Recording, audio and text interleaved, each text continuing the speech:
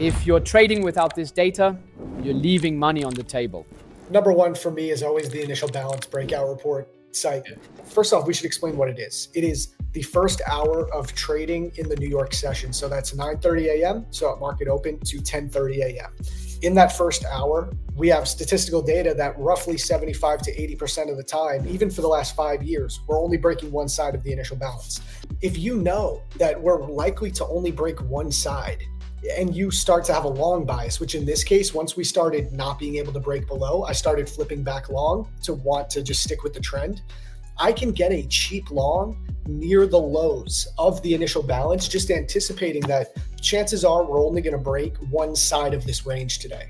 So if I'm sticking to a long bias, I can position myself at the lows of the initial balance, have a clear invalidation, clear stop loss, and just try and use the data that way. My favorite way to play it is to see that break, then try and map out a relevant level on the chart, wait for a retracement, and then when we retrace to that relevant level, that's when I'm looking for the continuation move. So there's so many ways that you can use the stats from the initial balance in your everyday trading.